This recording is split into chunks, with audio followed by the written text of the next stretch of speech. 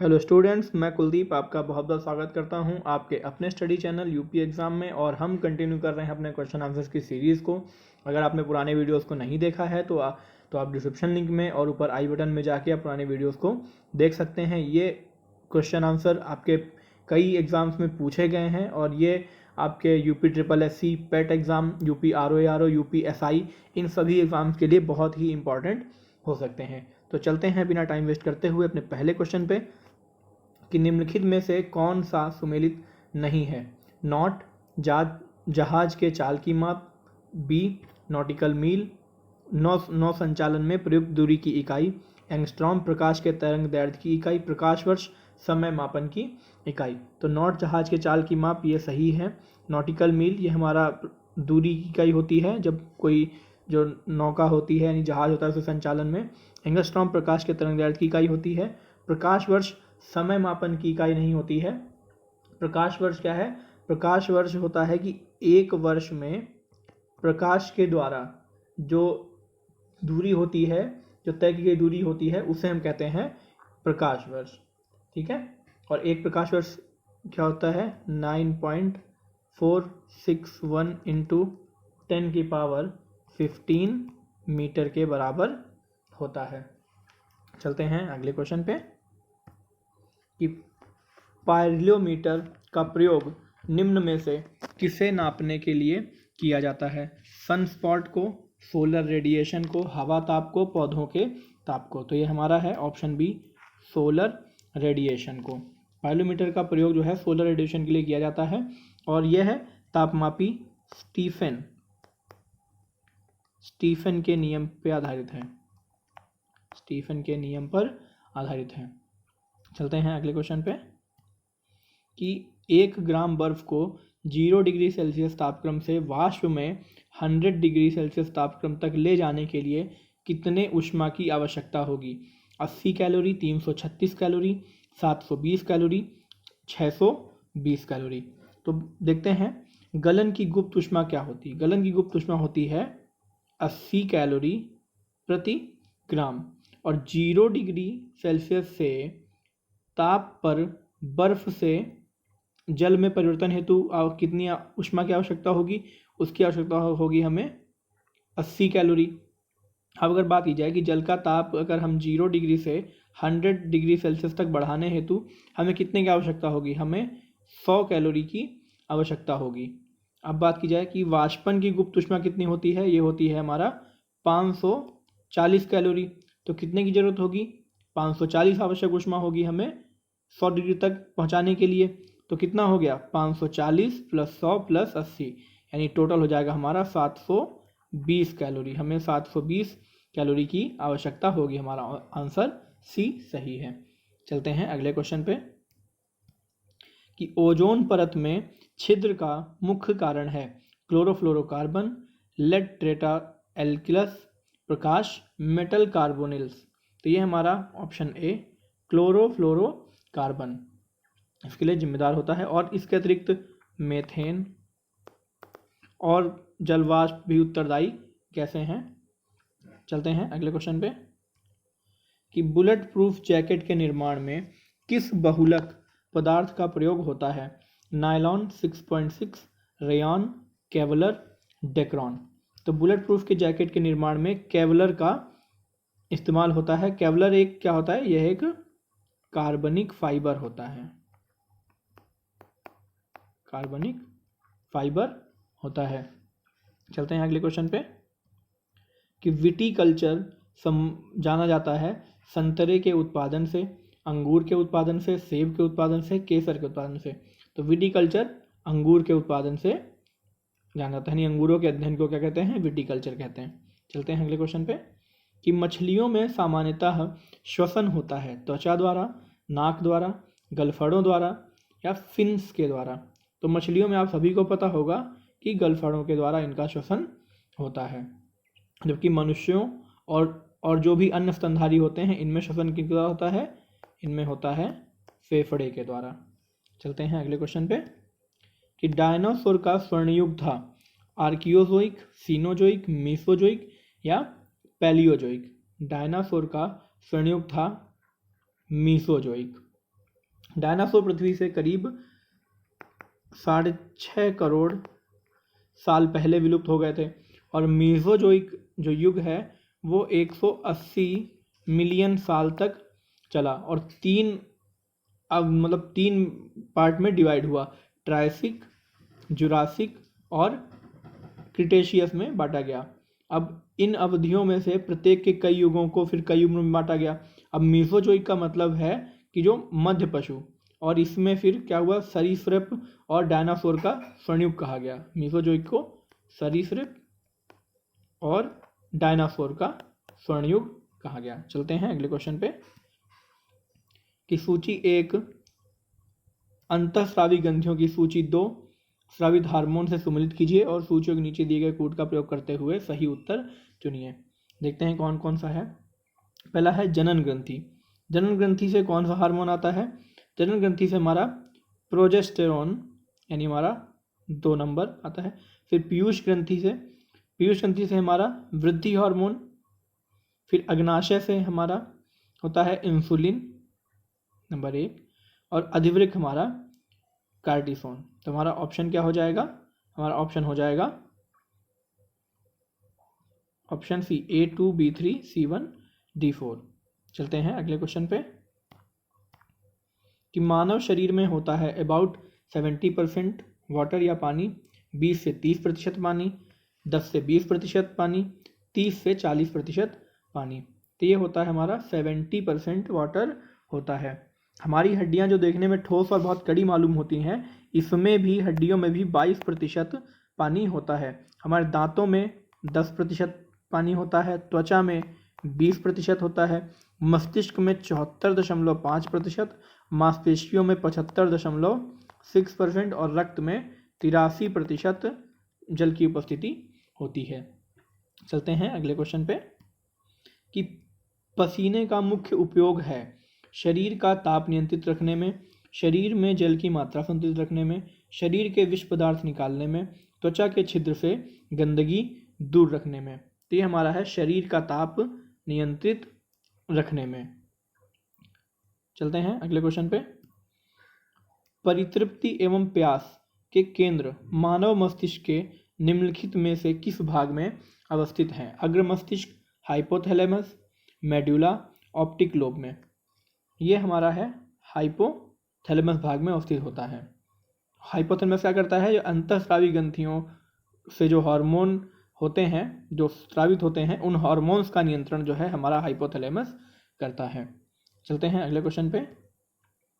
निम्न में से कौन सा पादप हार्मोन है? Insulin, thyroxine, estrogen, cytokinin. तो ये हमारा है साइटोकाइनिन। साइटोकाइनिन एक क्षारीय प्रकृति का पादप हार्मोन है।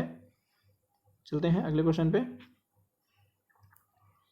अपने कक्ष में एक उपग्रह पृथ्वी का चक्कर लगाता रहता है, वह ऐसा निम्न में किस कारण से करता है? अपकेंद्रीय बल, केंद्राभिमुखी बल, गुरुत्वाकर्षण बल या इसकी कमी, कोई अन्य बल। तो ये हमारा है केंद्राभिमुखी बल, जिसे हम अभिकेंद्रीय बल भी कहते हैं। अभिकेंद्रीय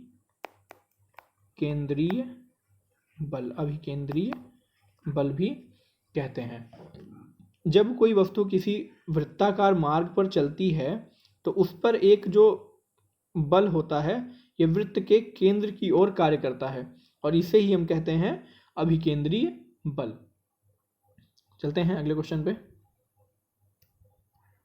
कि डीएनए फिंगरप्रिंटिंग का आधार है द्विरज्जुक मूल अनुक्रम की त्रुटियां, डीएनए प्रतिकृति, डीएनए बहुरूपता।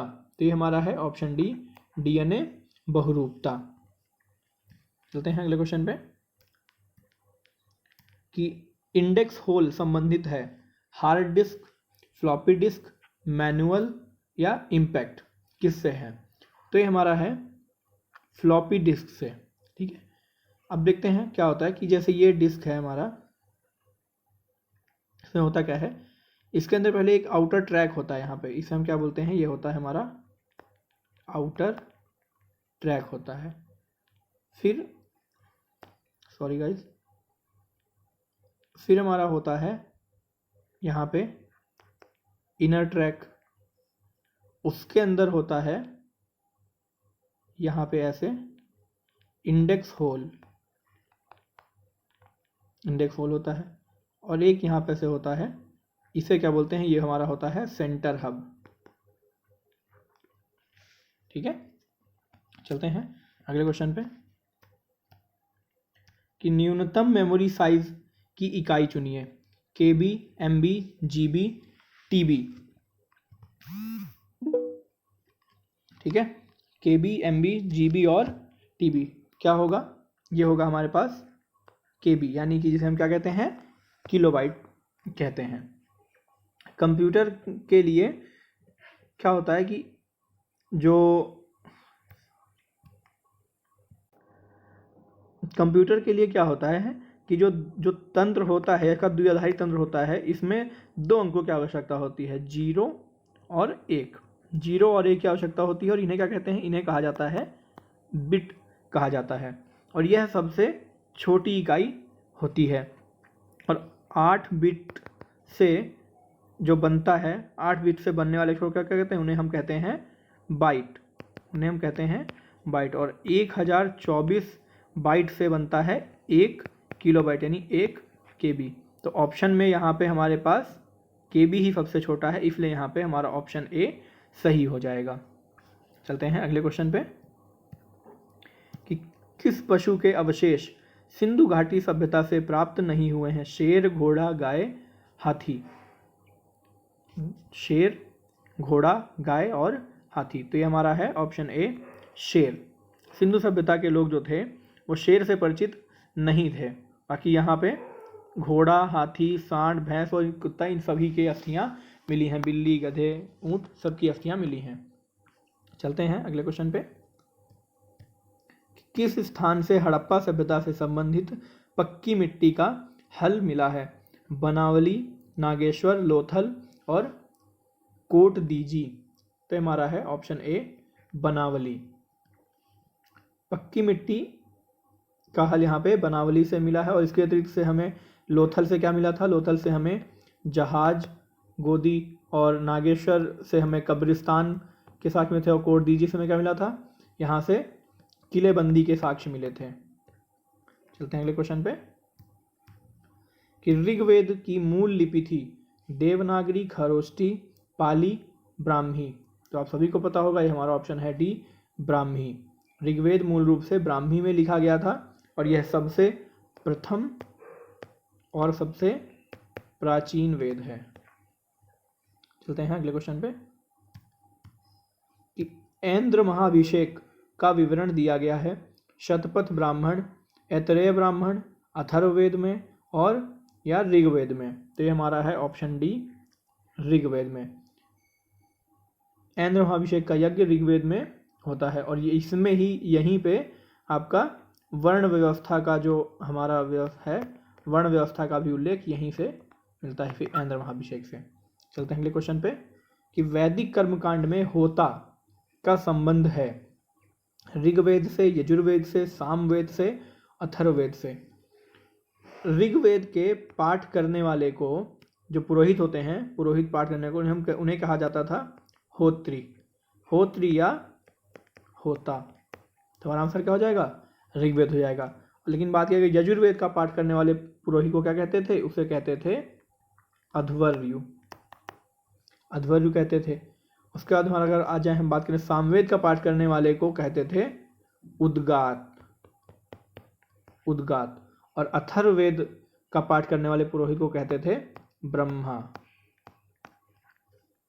चलते हैं अगले क्वेश्चन पे कि कुंडग्राम का जहां महावीर का जन्म हुआ था आधुनिक नाम क्या है। वैशाली, पटना, बांसकुंड, पैठण।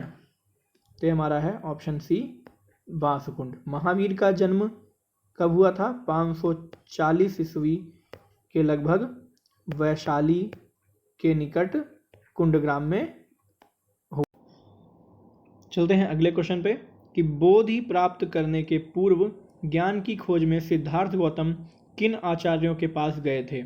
आलार कलाम, रुद्रक रामपुत्र, मक्खली गोशाल, निगंठ नाथपुत्र। ऑप्शन देखते हैं क्या क्या है। 1 और 4, 4 और 2, 2 और 3, 1 और 2। तो बोधि प्राप्त करने की खोज में ये आलार कलाम से मिले थे और रुद्रक रामपुत्र, यानी हमारा ऑप्शन डी 1 और 2। चलते हैं अगले क्वेश्चन पे कि सारनाथ स्तंभ का निर्माण किया था हर्षवर्धन, अशोक, गौतम बुद्ध, कनिष्क। यह हमारा ऑप्शन बी अशोक। सारनाथ स्तंभ का निर्माण मौर्य सम्राट अशोक ने करवाया था। चलते हैं अगले क्वेश्चन पे कि महाबलीपुरम का सप्तरथ मंदिर बनवाया गया था महेंद्र वर्मन प्रथम द्वारा, नरसिंह वर्मन प्रथम द्वारा, परमेश्वर वर्मन द्वारा, नंदी वर्मन द्वारा। तो यह है हमारा ऑप्शन बी नरसिंह वर्मन प्रथम द्वारा, जिन्हें मामल्ल भी कहा जाता था। इन्हें मामल्ल भी कहा जाता है।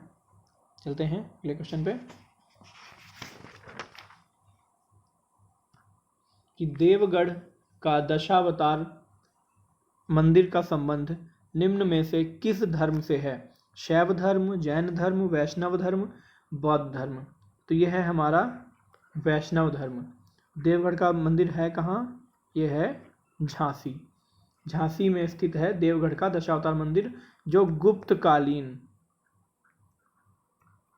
गुप्तकालीन स्थापत्य कला का एक बहुत ही बढ़िया उदाहरण है। और वैष्णव धर्म से संबंधित इस मंदिर में शिखर निर्माण शैली का प्रारंभ हुआ था यहीं से। और यहाँ पे भगवान विष्णु की प्रतिमा स्थापित है। चलते हैं अगले क्वेश्चन पे कि निम्न में से किसने कहा कि उसे शरा की चिंता नहीं है? बलबन, कैकुबाद, गयासुद्दीन तुगलक, अलाउद्दीन खिलजी। तो दिल्ली सल्तनत में अलाउद्दीन खिलजी जो है, यह पहला शासक ऐसा शासक था कि जिसने धर्म को राजनीति से अलग रखा और उलेमा जो थे, उलेमाओं की इच्छाओं का पालन नहीं किया। और इसी ने कहा था कि उसने कहा था कि मैं चिंता नहीं करता कि कोई नियम शरीयत सम्मत है या नहीं, मैं वही चाहता हूँ जिसे राज्य के हित में उचित समझता हूँ। तो शरीयत की चिंता नहीं है। यह है हमारा ऑप्शन डी अलाउद्दीन खिलजी। चलते हैं अगले क्वेश्चन पे कि फारसी कविता का भारतीयकरण करने वाला प्रथम कवि था अमीर हसन, अमीर खुसरो, फैजी, जुज्जानी। तो यह है हमारा अमीर खुसरो एक कवि थे जिसने सुल्तान बलबन के समय अपने जीवन को आरंभ किया। और उनके द्वारा लिखे गए कौन कौन सा? मसनबी और दीवान, ठीक है, ये सब इनकी रचनाएं हैं। और इन्होंने फारसी कविता का भारतीयकरण करने वाले ये पहले कवि थे। चलते हैं अगले क्वेश्चन पे कि अब 1585 में अकबर ने अपनी राजधानी कहाँ स्थानांतरित की? काबुल, लाहौर, फतेहपुर सीकरी, मुल्तान। तो ये है ऑप्शन बी लाहौर में। अकबर का राज्याभिषेक हुआ था 14 फरवरी 1556 को। कहाँ पे? पंजाब के गुरदासपुर जिले के कलानौर जगह पर हुआ था। और उस समय अकबर की आयु मात्र 13 वर्ष और 4 माह की थी। 1571 में अकबर ने फतेहपुर सीकरी को इसने अपनी राजधानी बनाया था। लेकिन 1585 में फिर अकबर को जब उज्बेक आक्रमण का सामना करना पड़ा तो उसे फिर जाना पड़ गया लाहौर। और फिर वह लाहौर में ही उसने वहाँ पे 1585 में अपनी राजधानी को बना लिया था। और जो यहाँ की राजधानी थी फतेहपुर सीकरी, इसे फिर नौकरों के लिए छोड़ दिया, नौकर इसकी देखरेख करते थे। चलते हैं अगले क्वेश्चन पे कि निम्नलिखित में से कौन औरंगजेब के शासनकाल का राजकीय इतिहासकार है? ईश्वरदास नागर, भीमसेन कायस्थ, खफी खां, मोहम्मद काजिम। तो यह है हमारा ऑप्शन डी मोहम्मद काजिम। पूरा नाम क्या है इनका? इनका पूरा नाम है मिर्ज़ा मोहम्मद काजिम शिराजी, ठीक है। और इन्होंने औरंगजेब के पहले 10 सालों का इतिहास लिखा, जिसे आलमगीरनामा कहते हैं, आलमगीरनामा है। चलते हैं अगले क्वेश्चन पे कि निम्नलिखित में से किसने पहली बार 1857 ईस्वी के विद्रोह को स्वतंत्रता संग्राम कहा? रमेश चंद्र मजूमदार, अरविंद घोष, विनायक दामोदर सावरकर, जवाहरलाल नेहरू। तो इसे विनायक दामोदर सावरकर। 1857 को विनायक दामोदर सावरकर ने, जो वी.डी. सावरकर ने अपनी पुस्तक the Indian war of independence 1857 में इसे एक सुनियोजित संघर्ष कहा था। चलते हैं अगले क्वेश्चन पे कि निम्नलिखित में कौन सा जोड़ा सही नहीं है? मुंडा बिरसा, संथाल कान्हू, अहोम गोमधर कुंवर, नायक ताना भगत। देखते हैं, मुंडा विद्रोह बिरसा मुंडा इसके नेता थे, सही है। संथाल कान्हू, ये भी सही है। अहोम गोमधर कुंवर, ये भी सही है। फिर आता है नायक विद्रोह। नायक विद्रोह जो है, इसके नेता ताना भगत नहीं थे, इसका नेतृत्व किया था अचल सिंह ने, अचल सिंह। चलते हैं अगले क्वेश्चन पे। निम्नलिखित में से कौन से अधिनियम ब्रिटिश सरकार द्वारा 1856 में पारित किए गए थे? Hindu window remarriage act, abolition of Sati regulation, religious disabilities act, general service enlistment act. देखते हैं कौन कौन सा।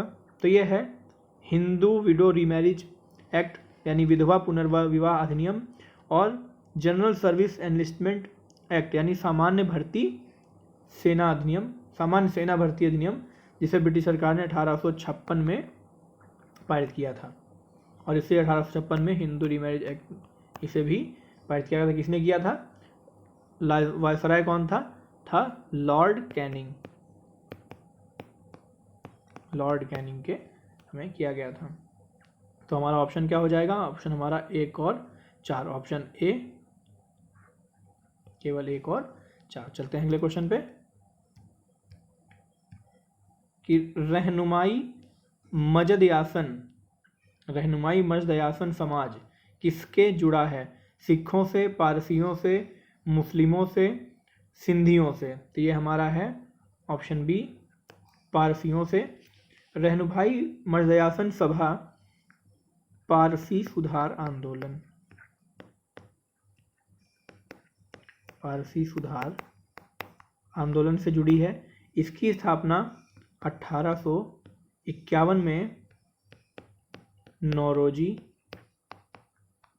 फरदौनजी और दादा भाई नौरोजी तथा एस.एस. बंगाली ने की थी। और इसका संस्था का प्रमुख उद्देश्य था कि धार्मिक क्षेत्र में जो रूढ़िवादिता है उसको समाप्त करना और नारी शिक्षा को प्रोत्साहन करना, पर्दा प्रथा, बाल विवाह का विरोध करना। और इन्होंने राफ्त गोफ्तार की पत्रिका को भी लॉन्च किया था, या जिसे राफ्त गोफ्तार को ही सत्यवादी भी कहते हैं, सत्यवादी पत्रिका।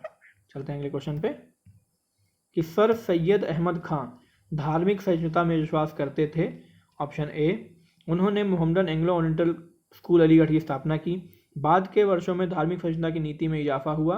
ए सही है किंतु बी गलत है। बी और ए दोनों सही हैं। ए बी की व्याख्या करता है, ए बी की व्याख्या नहीं करता है। देखिए, Mohammedan Anglo Indian oriental school Aligarh की स्थापना सर सैयद अहमद खान ने की थी, सही है। पर बाद के वर्षों में धार्मिक सहिष्णुता की नीति में इजाफा नहीं हुआ था, क्योंकि ये खुद जो है रूढ़िवादी विचारों के हो गए थे। और इन्होंने फिर यूनाइटेड इंडियन पैट्रिक एसोसिएशन की स्थापना भी की थी 1864 में। तो हमारा ऑप्शन ए सही है किंतु बी जो है वो गलत है। चलते हैं अगले क्वेश्चन पे। कांग्रेस गिरने के लिए लड़खड़ा रही है और भारत में रहते हुए मेरी एक विशेष महत्वाकांक्षा है कि इसके शांतिपूर्ण अवसान में भी इसकी सहायता करूं। यह घोषणा किसकी थी? कर्जन ने, डफरिन ने, हैमिल्टन ने, इरविन ने? तो ये कहा था कर्जन ने। लॉर्ड कर्जन ने कहा था कि कांग्रेस अपने पतन की ओर लड़खड़ाती हुई जा रही है और उसकी इच्छा यह है कि वह उसकी शांतिमय मृत्यु में सहायता करे। चलते हैं अगले क्वेश्चन पे कि किस कांग्रेस अधिवेशन ने 1905 ईस्वी में बंगाल के स्वदेशी तथा बहिष्कार आंदोलन चलाने का समर्थन किया था? कलकत्ता, बेलगाम, कराची, बनारस? तो यह है हमारा ऑप्शन डी, बनारस। सरकार ने 19 जुलाई 1905 को विभाजन की रूपरेखा जनता के सामने रखी और 20 जुलाई को विभाजन की घोषणा की, जिसके परिणाम स्वरूप 7 अगस्त 1905 को कलकत्ता के टाउन हॉल में स्वदेशी आंदोलन की घोषणा की गई थी और विदेशी वस्तुओं के बहिष्कार का प्रस्ताव पास किया गया।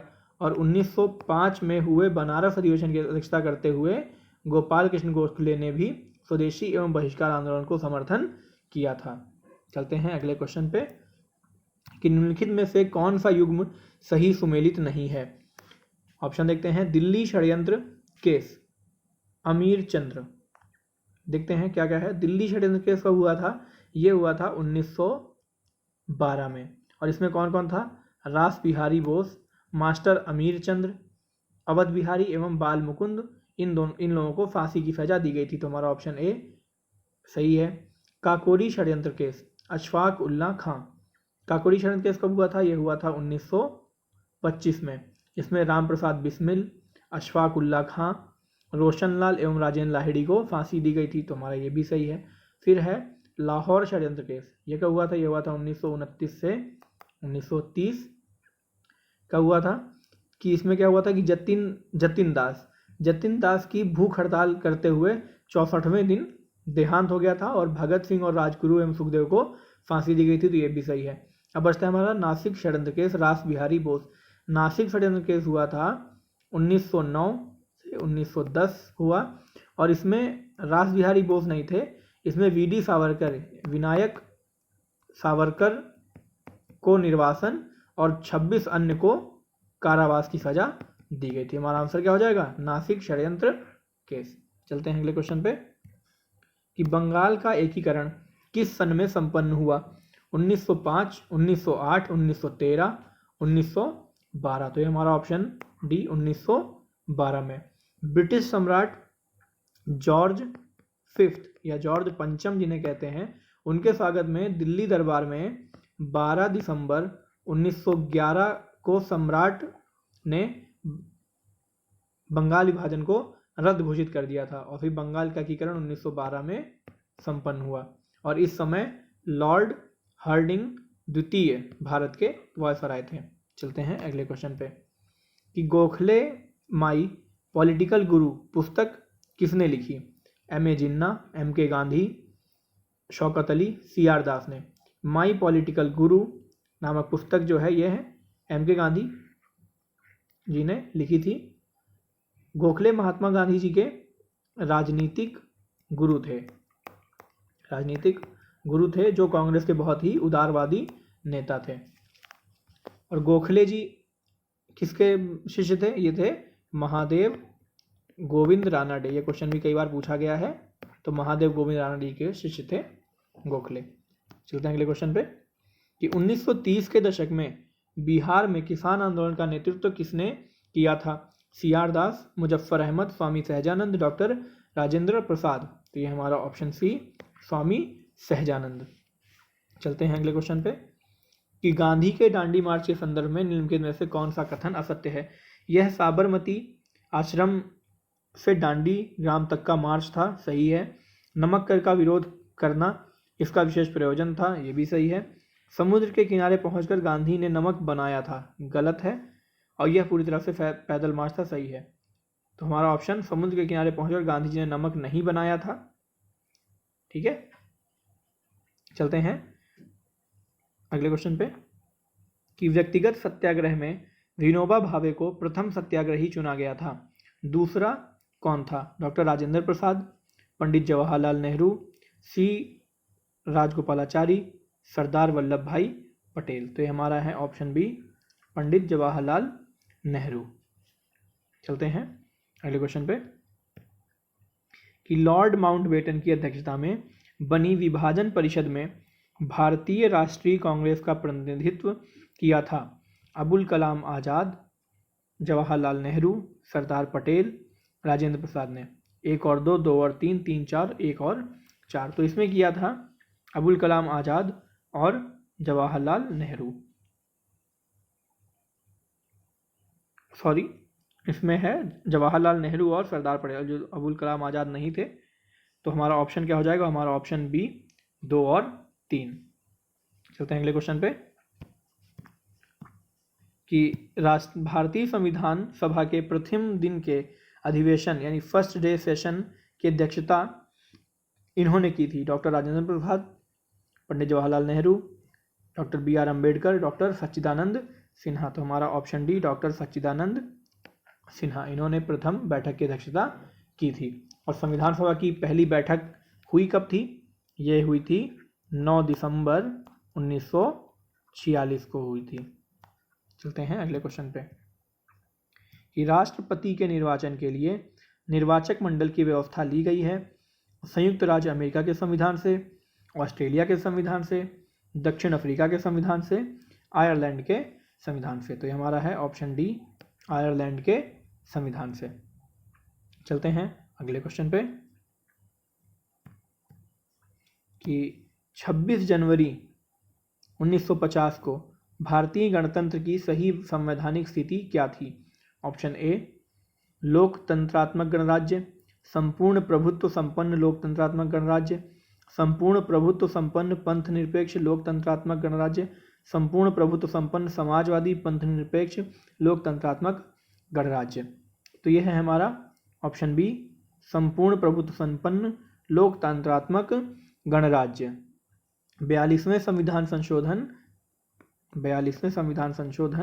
1976 में हमारा समाजवादी, पंथ निरपेक्ष, अखंडता शब्द जोड़े गए थे बाद में। तो पहले हमारा क्या हो जाएगा? Option B. चलते हैं अगले क्वेश्चन पे कि भारतीय संविधान के किस अनुच्छेद में भाषण एवं अभिव्यक्ति की स्वतंत्रता के मूल अधिकार का प्रावधान है? अनुच्छेद 14, अनुच्छेद 19, अनुच्छेद 21, अनुच्छेद 22। तो ये है हमारा अनुच्छेद 19। अनुच्छेद 19 में कहा गया है कि भारत के सभी नागरिकों को विचार करने, भाषण देने तथा अपने अन्य व्यक्तियों के विचारों को प्रकट करने की स्वतंत्रता प्राप्त है। और आर्टिकल 19 का 2 में क्या कहा गया है कि निम्नलिखित आधारों पे जो है नागरिकों की वाक एवं अभिव्यक्ति की स्वतंत्रता पर प्रतिबंध लगाए जा सकते हैं। अब वो कौन कौन से हैं कि राज्य की सुरक्षा, विदेशी राज्यों के साथ मैत्रीपूर्ण संबंध के हित में, लोक व्यवस्था, शिष्टाचार सदाचार के हित में, न्यायालय अवमानना, मानहानि या अपराध के लिए उत्तेजित करना, या भारत की प्रभुता एवं अखंडता अगर है तो आपके इस अधिकार को रोका जा सकता है। चलते हैं अपने आखिरी क्वेश्चन पे कि निम्नलिखित नगरों में से कौन राष्ट्रीय राजधानी प्रदेश में अवस्थित है? अंबाला, खुर्जा, करनाल और रोहतक।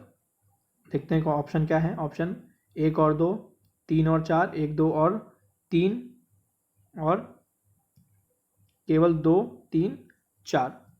तो राष्ट्रीय राजधानी क्षेत्र में हमारा करनाल है और रोहतक है। तो हमारा ऑप्शन क्या हो जाएगा? ऑप्शन बी, केवल 3 और 4।